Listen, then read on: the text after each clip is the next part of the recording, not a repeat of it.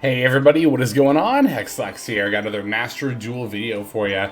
Got some event duels for you, some more. These ones are going to be replays with the twin sprite deck that we featured a couple of days ago here. So I think that twin sprite, even though it does suffer some hits in the sprite department, which like I'm still not thrilled about, I still think it's quite a good deck for this event.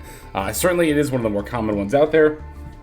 And the cool thing is, even if you don't have like the alt art UR twins, these super rare ones, you can certainly still craft the regular arts. And I will say I didn't even realize this until I was playing in the event, but the regular arts for the evil twins also got some really cool looking summon animations. So I think we're going to see at least one opponent on those. I think they look really, really nice. But yeah, no, evil twin, live twin, twin sprite, whatever you want to call it, does actually end up being a pretty solid budget option for this event. Even if you don't own sprite stuff, like, it's really only for URs if you're in the, like, you can get away with one gigantic if you're in the business of making URs for festivals. And even if you're not, do still encourage you to try a sprite deck. Totally not biased, but it is quite fun. So for our build here in particular, we are of course rocking 3 of each of the main live twins.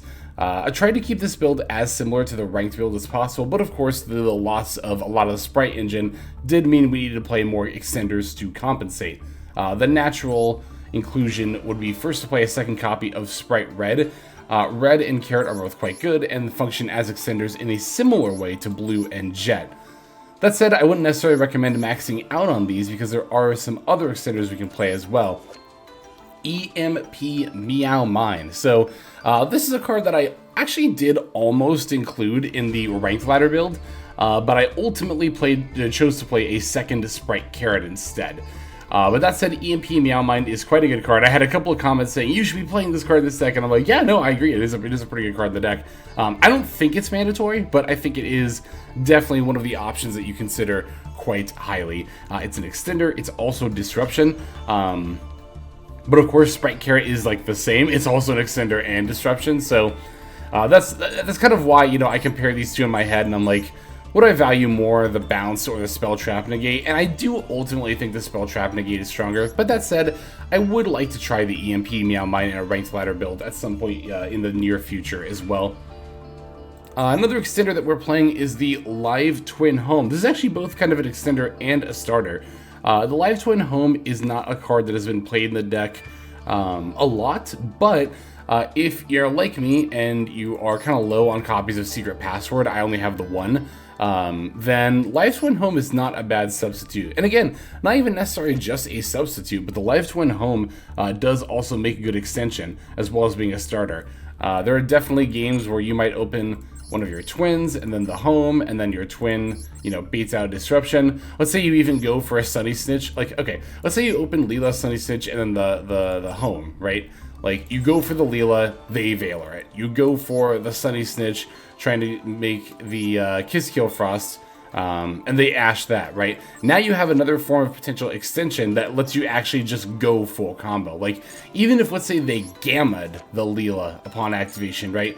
You could still twin home for another twin and then just go full combo. So it does require a discard. That's kind of like, you know, obviously the main hefty bit of a cost there. But, I mean, I still think it is pretty decent. As an extender, I think it's quite valuable. As a starter, if you own more copies of it, you probably should just be, like, playing more copies of Secret Password. That said, I don't think you necessarily require it. Well, for the main, like, ranked ladder build, you definitely don't need Secret Password. You can absolutely play 0 of this card, and it's totally fine. In fact, I would probably not even play more than 2 in a regular ranked ladder build. For the event, just for consistency's sake, I could definitely see a world where we play like a full play set of 3 if we own it. But again, I'm personally not really in the business of crafting URs just for events, and this one is very optional. The Twin Home is an SR, and again, there are some situations where it is even better than the Secret Password. Especially because the Secret Password also plays pretty heavily into Droll and Lockbird, which I have elected to try here, although I will say this much. After playing with this and some other decks in the festival, I think Ghost Bell is actually particularly good in this meta of this festival, because a lot of the more commonly played decks, Twin Sprite, Math Mech, Scareclaw is another one that does this a lot that's out there. They all summon from the graveyard a lot. Just by like coincidence, that's something that a lot of these decks that are good in this format actually do. So with that experience in the future, I probably would have mained 2 Ghost Bell instead of 2 Droll. I know I said in the deck build video that I didn't want to play Bell because it was a little more narrow, but I guess in that video I did also mention that, you know, sometimes if you figure out the format, these narrow hand traps do become really good. And that is the case with Ghost Bell, I think, in exactly the Xyz Link format. But I mean, otherwise, it's a fairly standard twin build. Oh, I am on a second Leela, because I did actually pull one, which is very nice. I did this off screen, but I was like, you know what, I'll spend 1,000 more gems and just see if I get a second Leela. And not only did I get a second Leela, I actually got a second IP, which I got rid of because I don't, only really need one. But then that's also where I got these Royal Meow Mine and Twin Home. So I was like, okay, that was a pretty good 1,000 packs, or 1,000 gems. 1,000 packs, I wish, good lord. Anyway.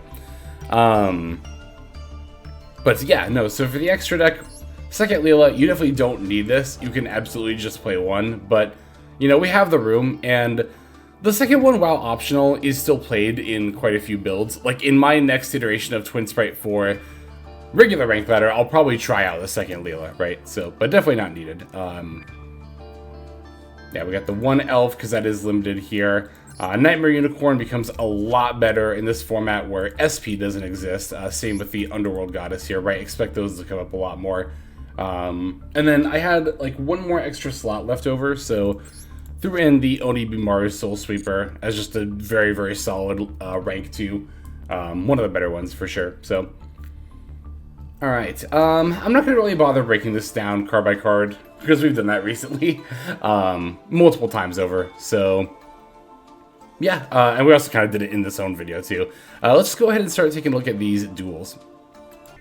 Alright, so this first game, my opponent's going to be on Goblin Biker Punk. They're actually playing Punk in the Xyz Link Festival, which might sound really weird. You're like, isn't that a Synchro archetype? Yes, but it is also like a very good Xyz archetype as well. In fact, there have been Punk builds where I only play like 3 Synchro monsters. So gonna start with the Leela here. It's gonna eat the Imperm, but as you can see, like we talked about in the deck profile, this Live Twin Home is going to act very nicely as an extender here. We're gonna activate the Twin Home and pitch Ardabiru and summon out the Kisakeel Frost. From there we can link off these two. Now the Twin Home is gonna lock you into twin stuff. That is of course the biggest drawback of it, but it's definitely better than making no plays at all. Opponent actually has a second Imperm here for our Kisakeel, so yeah, no matter what was going to happen here, we're pretty much just going to get stopped. We have an Imperm of our own as well as a Veiler, though, so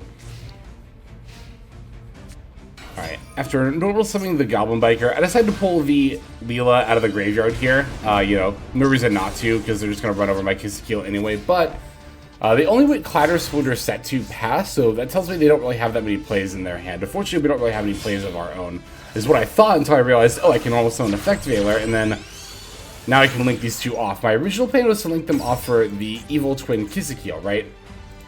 Or Leela, rather, to bring back the Kisakeel. But I realized, oh, I can just Elf instead, and because my opponent has a monster on the field, I can Elf to bring back the Kisakeel, and then I can pretty much just like do what I was about to do anyway, start summoning the Evil Twins, but now with some additional target protection, so. Alright, Elf effect, we're going to grab back that Kisakeel. I'm going to put her under one of the zones of Elf, that way of course she is protected. Kisakeel F to bring back the Leela. We'll link off the two to go for the Evil Twin Leela.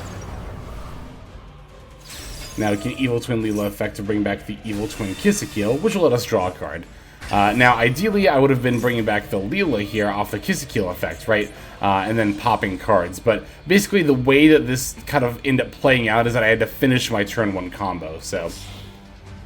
Alright, now I'm going to link these two off and go for the Trouble Sunny. With 3,300 attack points, going to get in some damage here. Going to battle with her, and then the Elf. Now, I could have activated the Trouble Sunny's effect during the battle phase. This would have summoned back the Leela, and the Kisakeel, right? Which will let me pop an opponent's card and battle, excuse me, with those two. But here's the thing. These two only have 1100 attack points each, meaning I'm not going to lethal my opponent this turn, and my opponent's already not activated either of these, which kind of tells me they're probably like situational Goblin Biker trap cards. Either way, the fact that these weren't flipped up at all as I was summoning, as I was battling, tells me that they're not threats. So I'm going to keep the Trouble Sunny out through my opponent's turn and activate the effect on their turn to summon the Leela and pop one of their monsters to stop their plays. They have a Terratop. I'm going to chain the effect Veiler on that. One of their face downs ends up being the Crossout Designator, but thankfully we have an Imperm that we can just use on the Terratop. And that'll get the concede from the opponent. Let's say that they had Called By on the Veiler, and then they also had Crossout for the Imperm. Like, let's just say both those got negated. We still could have, like, Terratop would have added Takaton Borg, and then, since our toggle is set to on, we could have, during, as we got past priority after the resolution of Terratop's effect, we could have used the Trouble Sunny, summon out the Kisakeel and the Leela, chain block the Leela as Chainlink 1, Kisakeel Chainlink 2, that way Leela can guarantee pop the Terratop. Now Takaton Borg can no longer special summon itself. So that is definitely a way that that line could have been played out there. But yeah, I think that was a pretty good first duel. Let's go ahead and see the next one.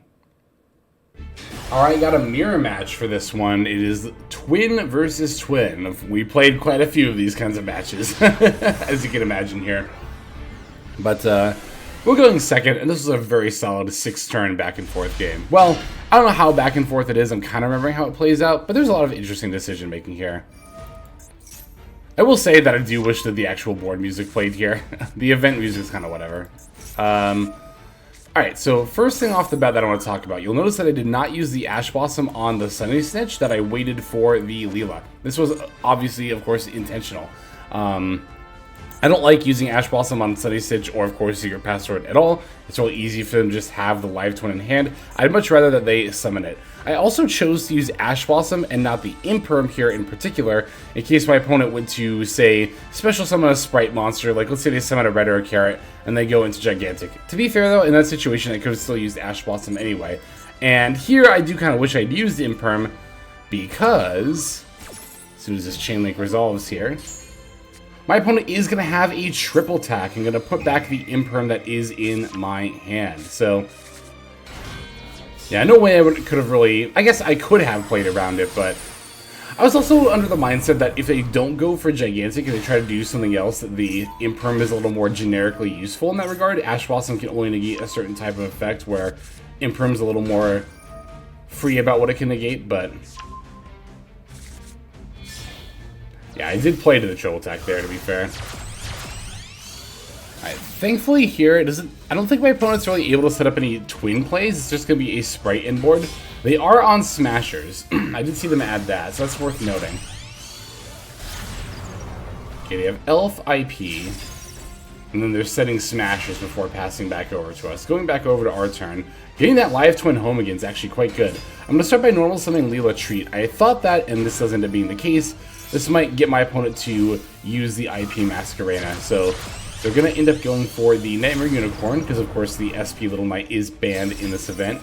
Nightmare Unicorn's effect is going to discard a Veiler to put back my Leela Treat. Those would be a little bit anxious about what the other card in hand is. Probably just another Veiler or another hand trap, right? So I'm going to go for the Meow Mine here. It's going to eat the... that'll eat the Smashers, and then sure enough, they do have another hand trap. It's an Ash Blossom that's going to eat my live twin home. So that was almost enough to get this into play. It's like we could have gone into a Trouble Sunny there, battle over Nightmare Unicorn, and then have Disruption for their turn. Here, we're just going to have to go into top deck mode, as our opponent is too. They don't have any follow plays, so there is that much. Just the Nightmare Unicorn.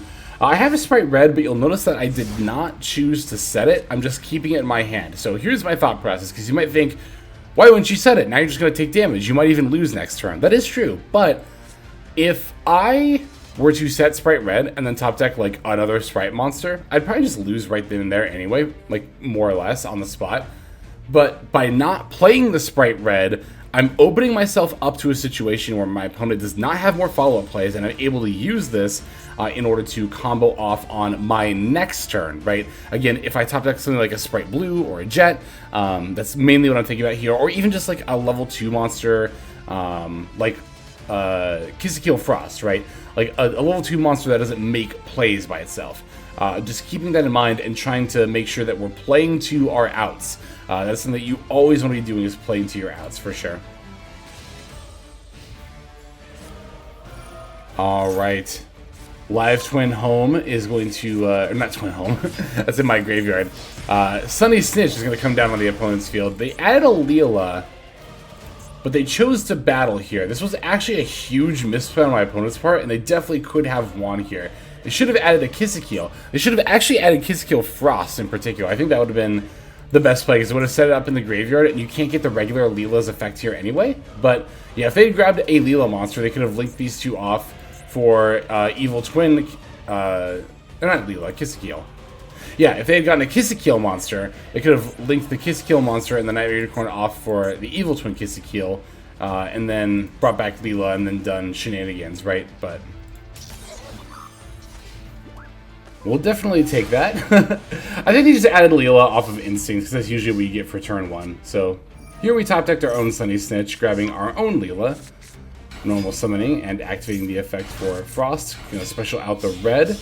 I did misplay here, I think, by going into Gigantic. I probably should have gone Elf and then Gigantic, just to make my Gigantic 3200.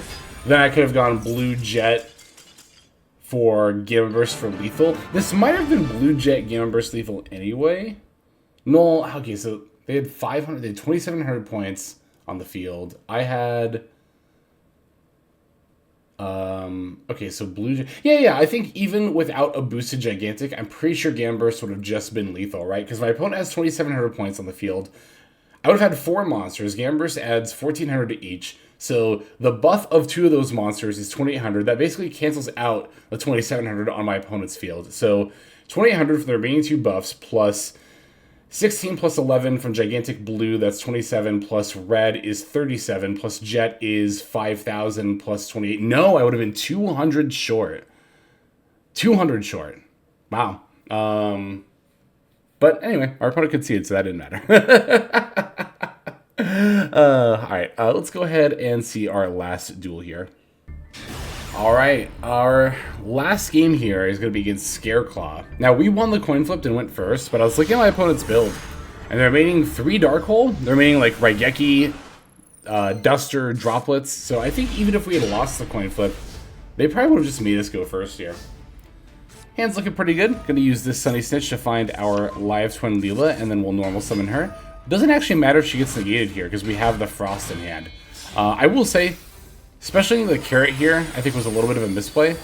Or maybe it was the Frost. Either way, I did play into the Nibiru pretty hard here. I should have not summoned either the Frost or Carrot, probably the Frost, and waited to summon it later after I resolved the Gigantic to 2-lock both, you know, my opponent and I. That way no Nibiru could come down. But it's okay, LOL, never punished.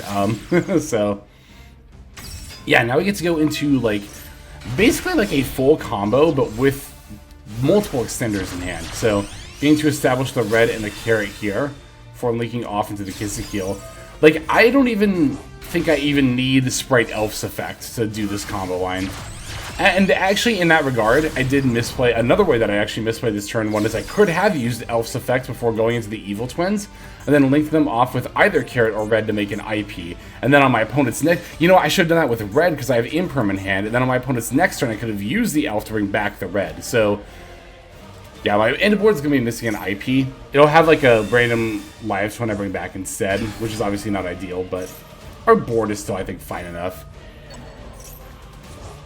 Yeah, so if I had played this optimally, instead of Leela and Red, there would be an IP over here. And then during my opponent's main phase, the first time I get past priority, the Red would come back, meaning rather, that the end board would basically be Elf, IP, and then Red, Leela, Kissekil, Carrot.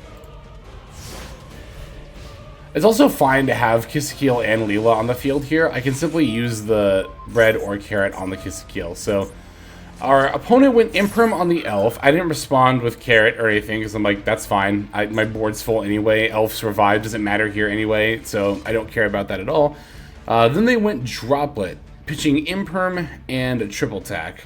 Makes sense why you'd want to get rid of those cards. One, they might be thinking wouldn't be life, I didn't use anything. Two, is already resolving on the field, but they forgot one important thing, and that was a monster effect, meaning I could just negate this Droplet with my Carrot here. So we'll sack off the Leela to do that. That way we can use Kiss-a-Kill to bring back Leela for more disruption later in the turn.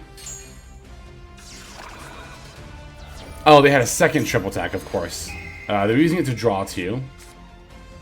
And I'm absolutely going to draw on Lockbird after that. They have a Feather Duster coming down, which I just let resolve. Have I not used the Carrot yet? Yeah, oh no, I did use the Carrot already. Okay, so that was the other thing too. As you saw there, they had the field spell, and they went and activated the effect. And I was like, I guess I'll let that go through. Like I could Kiss-a-Kill to bring back Leela to pop it on resolution, and then they wouldn't get to activate the destroy effect.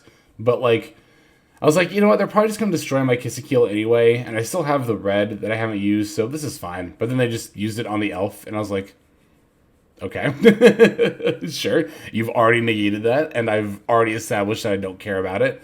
But yeah, there we go. So that'll do it for these games. Thanks as always for watching these. I had a lot of fun. You know what?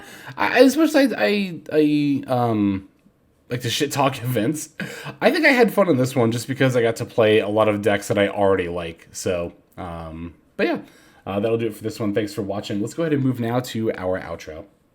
Hey everybody, Hexlex here. Just want to give you a huge thanks for watching all the way to the very end of the video.